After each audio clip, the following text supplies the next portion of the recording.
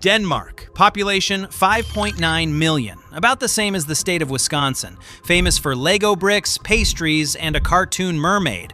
Not exactly the first country you'd think of when someone says military superpower, and yet this tiny Scandinavian kingdom has done something that no other country on earth has matched. Not the United States, not Germany, not France, not the UK. Denmark has donated over 3% of its entire GDP to Ukraine's defense. That's the highest of any nation in the world. They've sent 29 separate military aid packages. They delivered the first Western fighter jets Ukraine ever received. They gave away every single artillery system in their entire national inventory, literally all of them, and then bought replacements so they could keep going.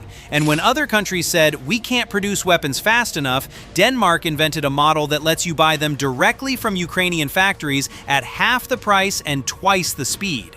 This is a country that gave so much to Ukraine that their own defense committee had to stand up in parliament and say, hey, maybe we should slow down because we've given away more than a country our size should. They didn't slow down. Denmark's total defense spending in 2026, including Ukraine aid, hit 3.5% of GDP. For reference, the NATO target that most countries can't even reach is 2%. Denmark is nearly double that. They are spending money on Ukraine's war like a man going through a midlife crisis at a car dealership. Except instead of a Corvette, they're buying F-16s and howitzers and handing the keys to Zelensky. This is the story of how the smallest major donor became the biggest pound-for-pound fighter in the war against Russia. And honestly, it might be the most underreported story of the entire conflict. Let's start with the raw numbers, because they're genuinely hard to believe for a country this size. Since the full-scale invasion began in February 2022, Denmark has provided approximately 9.7 billion euros in military support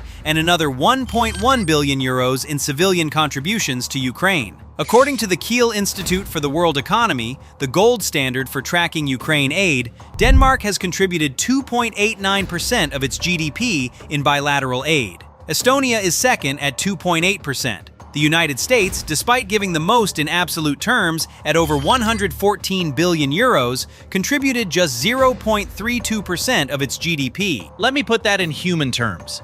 Denmark's annual GDP is roughly $400 billion. They've committed nearly $12 billion to Ukraine. That's like a household earning $100,000 a year, deciding to write a check for $3,000 every single year to help their neighbor fight off an intruder.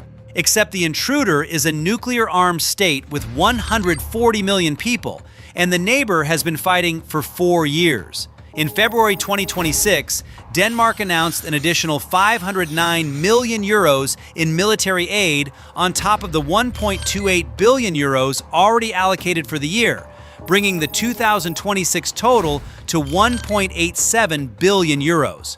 Part of that increase, roughly 80 million euros, came from selling their remaining F-16 fighter jets. They literally sold their own fighter planes and gave the money to Ukraine. That is not something a normal country does. That is something a country does when it believes at a fundamental level that Ukraine's survival is its own survival. Defense Minister Troels Lund Poulsen said it plainly. Supporting Ukraine's defense struggle also contributes to the defense of Europe and Denmark.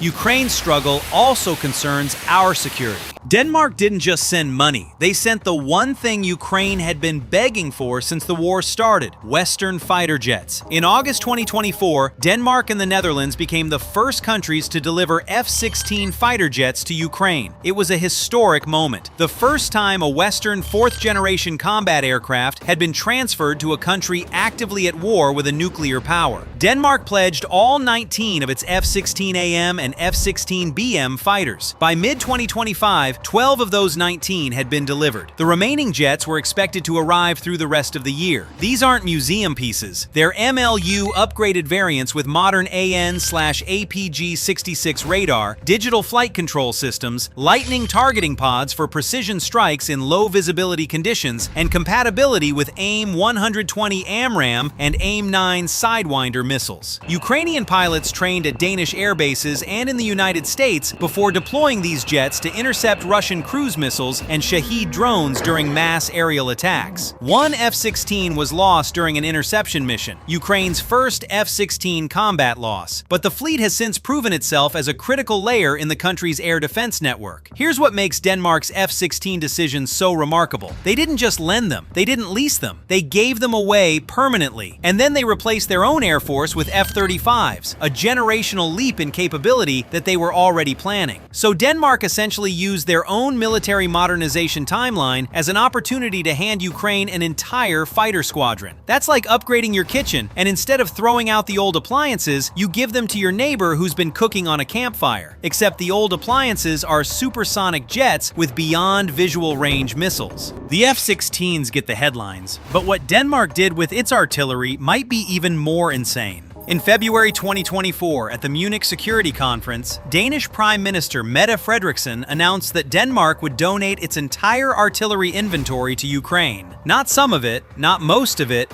all of it. This had already started in early 2023, when Denmark transferred all 19 of its French-made Caesar 8x8 self-propelled howitzers, including some that hadn't even been delivered to Denmark yet. They gave away howitzers that were still on order from the factory. That's a level of commitment that borders on reckless generosity. It's like donating your car to charity and then calling the dealership to say, "Actually, cancel my new order too, send that one as well." To replace these systems, Denmark immediately ordered Israeli-made Atmos howitzers and Pulse multiple rocket launchers from Elbit Systems for a combined $252 million. The Atmos systems were delivered by late 2024 and reached full operational capability in 2025. But Denmark wasn't done. In March 2024, working jointly with France, they announced a massive artillery package worth 336 million euros that included additional Caesar systems, 120mm self-propelled mortars, and ammunition, all funded through Denmark's Ukraine Fund. And then in late 2024, they accelerated the delivery timeline, pushing Caesar deliveries originally scheduled for 2026 forward to 2025 because Ukraine needed them now, not later. The total artillery contribution from Denmark includes Caesar howitzers, Atmos systems, two S-1 Gvozdika self-propelled howitzers sourced from former Warsaw Pact stockpiles, 15,000 artillery shells, counter-battery radars, and more. They also co-delivered over 100 Leopard 1A5 tanks with Germany and purchased 14 Leopard 2A4 and 15 T-72 tanks with the Netherlands specifically for Ukraine. Denmark gave away everything. Then they bought more. Then they gave that away too. At some point, you have to wonder if anyone at the Danish Ministry of Defense has just taped a "free" sign to the door. This is the part of the story that I think matters most in the long run. Not because of the weapons themselves, but because of the system Denmark created to produce them. It's called the Danish model, and it might be the single most important innovation in Western military aid since the war began. Here's the problem it solved. By early 2024, Western countries had already sent most of their available stockpiles to Ukraine. Their own factories couldn't produce weapons fast enough to replace what they were giving away. Meanwhile, Ukraine's defense industry had exploded, going from roughly $1 billion in annual production capacity in 2022 to over $35 billion in potential capacity by 2025. Ukraine could build the weapons, they just couldn't afford to. Denmark's solution was elegantly simple. Instead of buying expensive Western weapons and shipping them to Ukraine, use Western money to buy weapons directly from Ukrainian factories. The Ukrainian-made Bodana self-propelled howitzer costs about $2.5 million per unit. The comparable French Caesar cost $4.2 million. Same job, 40% cheaper, and delivery times dropped from years to weeks. When Denmark ordered 18 Bodanas in July 2024, the entire batch was delivered by mid-September, 2 months. A European manufacturer would need 2 years for the same order. The model's impact has been staggering. Through the Danish model, approximately 2.6 billion euros has been channeled into Ukrainian defense production between 2024 and 2027. Of that, 1.3 billion euros came from windfall profits on frozen Russian assets, meaning Russia's own money is being used to build weapons that kill Russian soldiers. There's a poetic justice to that which I think even the most cynical person can appreciate. Denmark served as the implementing actor for the EU, managing the procurement and delivery pipeline. By late 2025, they'd facilitated 830 million euros in delivered Ukrainian-produced artillery systems, drones, and ammunition in a single round. Sweden, Canada, Norway, Iceland, Lithuania, and eventually the EU itself adopted variations of the model. According to President Zelensky, the Danish model helped Ukraine increase domestically produced weapons from less than 10% of frontline equipment at the start of the war to over 40%. Ukraine's artillery and mortar round production increased 25-fold in the first half of 2024 compared to all of 2022. Drone production capacity surged from 300,000 units in 2023 to 4 million in 2024. Over 800 arms companies are now involved, employing around 300,000 people, nearly half the workforce of the entire European defense industry. Denmark didn't just give Ukraine weapons, it built Ukraine a weapons industry. And now that industry is self-sustaining, growing, and producing at a scale that most European countries can't match. A country famous for Lego bricks essentially helped Ukraine build itself a war machine, one block at a time. Denmark's support extends far beyond military hardware. They've adopted the city of Mykolaiv, a southern Ukrainian city of 500,000 people that took heavy Russian bombardment in the early months of the war, as a special reconstruction partner. Copenhagen allocated approximately 190 million euros for Mykolaiv's recovery. They commissioned the Kiev School of Economics to produce a satellite-based damage assessment, then hired Danish and Italian design studios to develop a full reconstruction strategy. That strategy was incorporated into the official Mykolaiv Recovery and Development Plan for 2024 to 2027.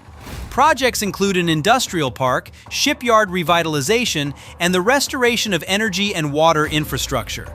Denmark also pledged to co-finance one of the largest renewable energy projects in Ukraine, a new wind power plant estimated at 400 million euros, expected to be operational by the end of 2026.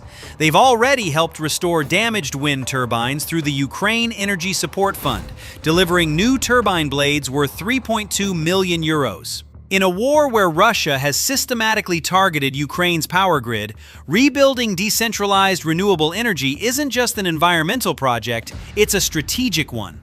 A wind turbine in a field is a lot harder to knock out than a centralized power plant. On February 23, 2024, Denmark became the first country outside the G7 to sign a bilateral security cooperation agreement with Ukraine, a 10-year deal covering defense industry development, intelligence cooperation, military training, and accountability for Russian war crimes.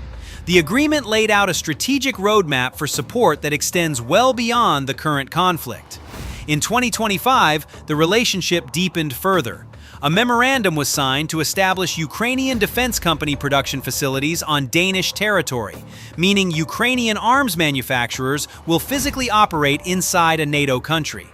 Denmark also participates in 8 international coalitions supporting Ukraine: artillery, tanks, aviation, IT, air defense, drones, demining, and naval capabilities.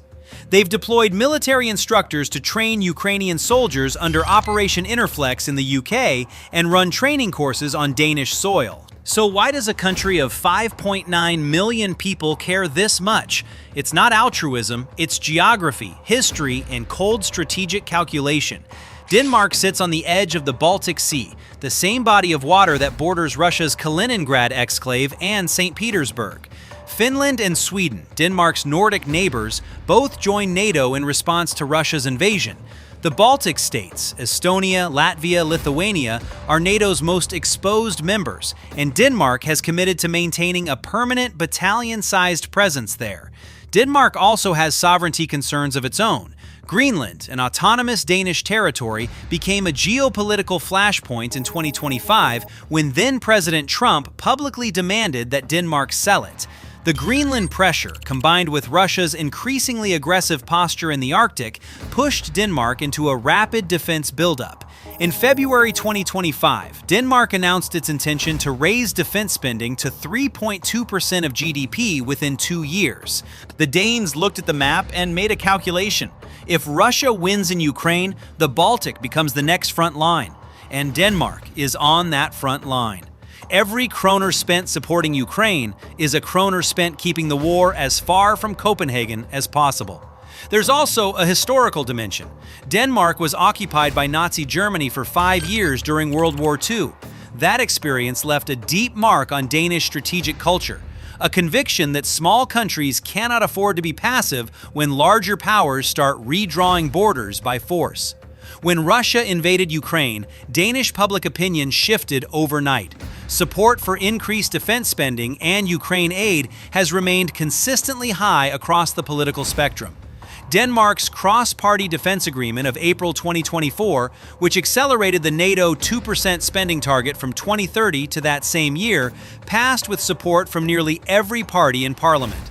That kind of political unity on defense spending is almost unheard of in Western democracies. Try getting American Democrats and Republicans to agree on a lunch order, let alone a 10-year defense budget. Not everyone in Denmark thinks this level of generosity is sustainable.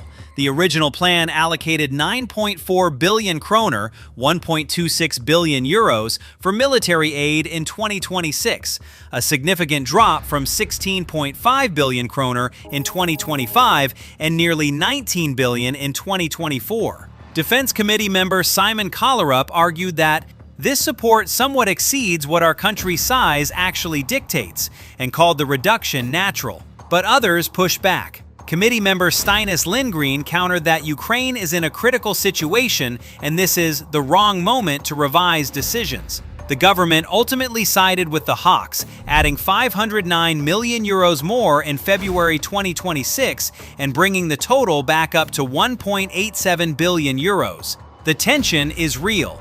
Denmark gave away its entire artillery inventory. It's donating fighter jets while simultaneously replacing them.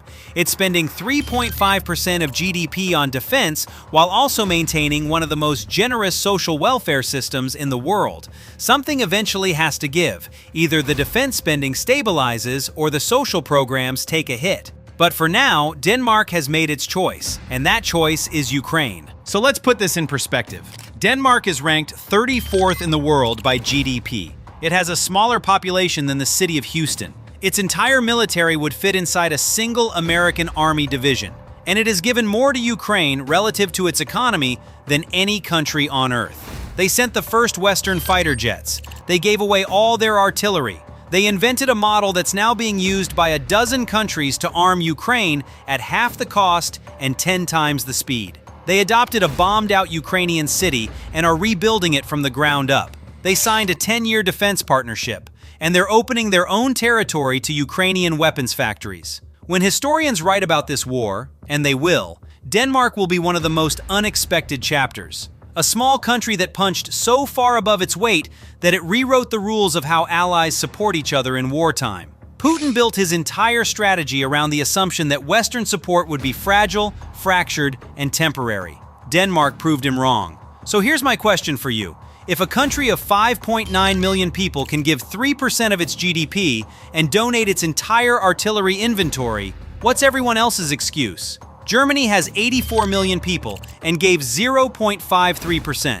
France has 67 million and gave 0.23%. At what point does "we can't afford it" stop being a budget argument and start being a courage argument? Let me know in the comments. Hit subscribe if you want more breakdowns like this. We cover the stories that actually matter in this war, not just the explosions. I'll see you in the next one.